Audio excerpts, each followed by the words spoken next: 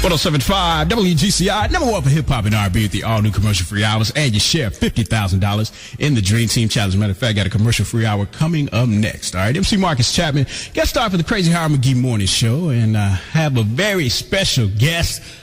Man, I don't even know how to start. The mayor of the city of Chicago, Richard Daley. Good morning. Marcus, how are you? Good morning. I'm doing great. Great to talk to you. The mayor, Richard Daley. I never thought I would ever get to talk to the mayor.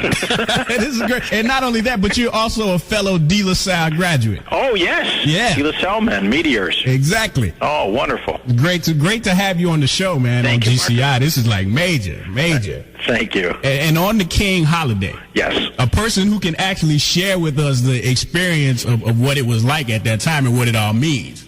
Well, I think what we saw the other day at our interfaith breakfast, we have a huge interfaith breakfast last Friday, and Dr. Ruth Simmons, who's president, the first woman president of an Ivy League school and the first African American at Brown University, came here, and she talked about sacrificing, how we as a society, prior to this, people sacrificed. Dr. King sacrificed not only his life, but his family, everyone. They sacrificed everyone.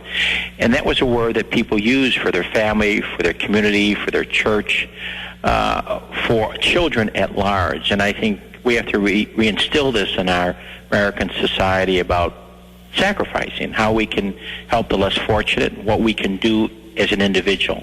Right. And I think that's what it's all about today. As you look back in the history of America, whether racism or slavery, and we have to be able to deal with that and be able to talk about it and not run from it, what has taken place in the history of this country, and not to camouflage it. And that is taking place even today. You have racism, you have discrimination of all forms of it in our society, and I believe our society is very diverse. No other country has the diversity as we have. Diversity is a strength. At the same time, it brings out weaknesses in people. Right. And matter of fact, you touched on history. I'm glad you mentioned that, because I know when I was in school, the teachers that I had were around when Dr. King was around, so they could kind of give us, their experiences and their memories. But now, the teachers are like my age. I'm, almost 30, so they weren't around, and the kids are so much younger. I just wonder, are the kids really getting the message? Well, I think it's important. I really believe. I love history. You have to read history. You have to get people to understand that that's who you are. If you don't understand history, and if you don't understand it, here just last week, Mamie Till Mobley, that she died, and her son in 1955 was visiting Mississippi, beaten to death by a group of haters, white haters. Right. And how she brought the body forward and kept the casket open to remind people, not only in America, but the world, here's a 14-year-old boy getting killed. Right. And then what she did with her life, she became a school teacher, she became active in her church block club, and then she went around the country appearing on behalf of civil rights or human rights. And take a personal tragedy. You talk about a woman that has inner strength and character to do this in her entire life and not walk away bitter or with hatred. Right. And so I think it is important. I believe in really history. I believe in discussion of history and teaching history because many young people don't know. Like today is a day off. Well, a lot of people say, it's a day off. And it's the idea of a day off on behalf of Dr. Martin Luther King Jr., and maybe you should just pick up a book and read an article about him, read a paragraph, read part of his speeches.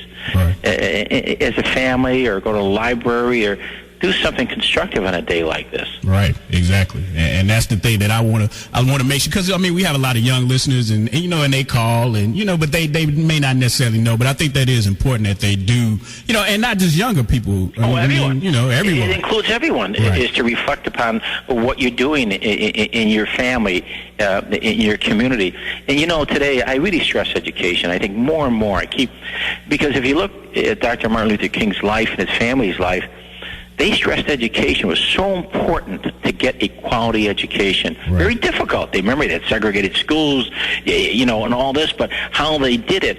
And it's more important today how important education is to another generation. Exactly. And Michael Scott and Arnie Duncan and all, the teachers and everybody working together. You can't take things for granted. I want to do better each day for a child in Chicago. Exactly. And the child, the parent, everybody has to participate in regards to education of a child. Well, thank you very much for appearing on here today. And we appreciate it, man. Okay, thank you, Bob.